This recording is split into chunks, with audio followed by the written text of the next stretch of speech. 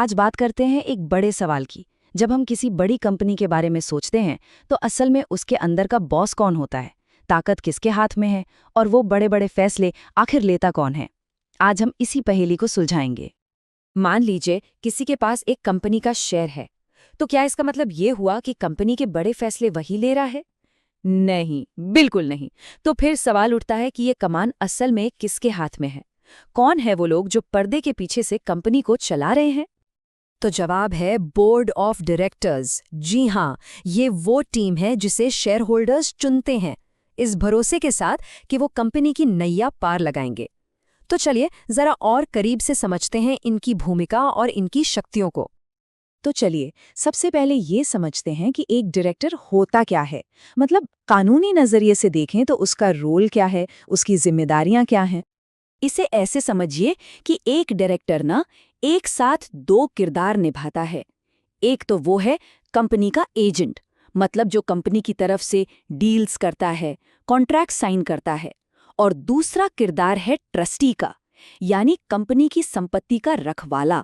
उसकी सबसे बड़ी जिम्मेदारी कंपनी के एसेट्स को सुरक्षित रखना है, ना कि उससे अपना कोई फायदा निकालना। ठीक है, तो अब ये तो पता चल गया कि डायरेक्टर का काम क्या है। पर अगला सवाल ये है कि कोई डायरेक्टर बनता कैसे है? क्या है इसका प्रोसेस? इसकी एक पूरी प्रक्रिया है। देखिए, जब कंपनी शुरू होती है तो उसके पहले डायरेक्टर्स का नाम तो कंपनी के सबसे ज़रूरी दस्तावेज आर्टिकल्स ऑफ एसोसिएशन में ही लिख दिया जाता है। लेकिन बाद में नए डायरेक्टर्स को शेयर होल्डर्स अपनी सालाना मीटिंग, जिसे एजीएम कहते हैं, उसमें चुनते हैं। और हाँ, डायरेक्टर बनने के लिए एक डायरेक्टर आइडेंटिफिकेशन नंबर यानी डीआईएन होना तो बिल्कुल ज़रूरी है। एक और दिलचस्प बात, कानून ये भी कहता है कि कुछ कंपनियों में कम से कम एक महिला डायरेक्टर का होना भी अनिवार्य है, ताकि बोर्ड में डाइवर्सिटी बनी रहे। अच्छा, एक मिनट, डायरेक्टर बनने के लिए क्या कोई खास क्वालिफिकेशन, कोई पीएचडी वगैरह चाहिए होती है? आपको शायद यकीन ना हो, पर इसका जवाब है नहीं। जी हाँ, कानून कोई खास एजुकेशनल क्वालिफिकेशन नहीं मांगता, लेकिन कुछ चीजें ऐसी हैं जिन पर एकदम सख्त ना है। मतलब कुछ ऐसी शर्तें हैं जिन्हें डिस्क्वालिफिकेशंस कहते हैं, जो किसी को भी डायरेक्टर बनने से रोक सकती हैं। तो कौन है जो डायरेक्टर नहीं बन सकता? देखिए, लिस्ट साफ है। अगर किसी को अदालत ने मानसिक रूप से अस्वस्थ घोषित किया हो, या कोई दिवालिया हो, या फिर किसी ऐसे गंभीर अपराध में दोषी पाया गया हो जिसमें नैतिकता का सवाल हो, और जैसा हमने पहले कहा, बिना डायरेक्टर आइडेंटिफिकेशन नंबर यानी डिन के, तो सवाल ही नहीं उठता। ठीक है, तो कोई डायरेक्टर बन गया। अब क्या? अब आती है सबसे जरूरी बात, उसकी जिम्मेदारियां। चलिए देखते हैं कि एक डायरेक्टर से क्या क्या उम्मीद की जाती है। देखिए, एक डायरेक्टर का सबसे बड़ा और पहला धर्म है कंपनी के प्रति वफादारी। उसे हमेशा हर हाल में कंपनी के भले के लिए काम करना है, अपने पर्सनल फायदे के लिए नहीं। इसी को फिड्यूशियरी ड्यूटी कहते हैं, मतलब पूरी ईमानदारी। कोई हितों का टकराव नहीं और कंपनी के नाम पर कोई सीक्रेट प्रॉफिट तो बिल्कुल नहीं। और जानते हैं, कुछ गलतियां ऐसी होती हैं जिनकी कोई माफी नहीं। मतलब एक डायरेक्टर की कुर्सी अपने आप खाली हो सकती है। कैसे? मान लीजिए वो बाद में किसी वजह से डिस्क्वालीफाई हो जाए, या खैर ये मजेदार है, अगर वो लगातार 12 महीने तक बोर्ड की एक भी मीटिंग में ना आए। ये नियम इसलिए है ताकि बोर्ड में सिर्फ एक्टिव और जिम्मेदार लोग ही रहें।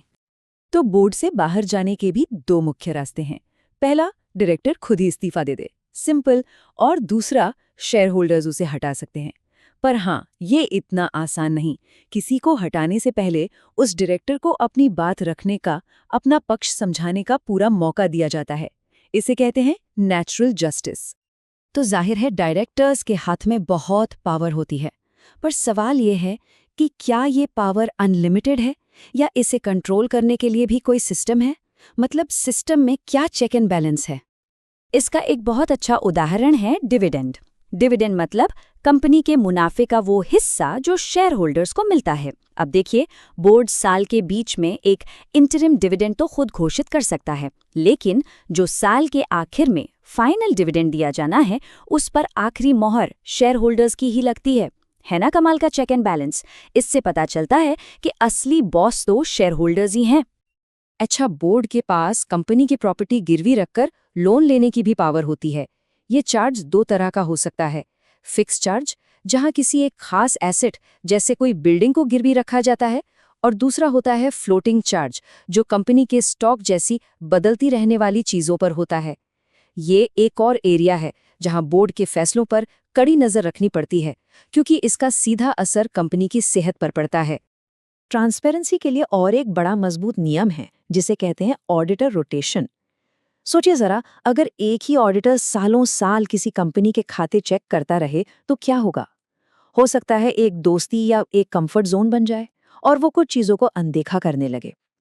इसी से बचने के लिए लिस्टेड कंपनियों के लिए ये जरूरी है कि वो कुछ सालों में अपना ऑडिटर बदलें, ताकि एक नई, फ्रेश और अनबायस्ड नजर से खातों की जांच हो सके। और ये नियम काफी सख्त हैं।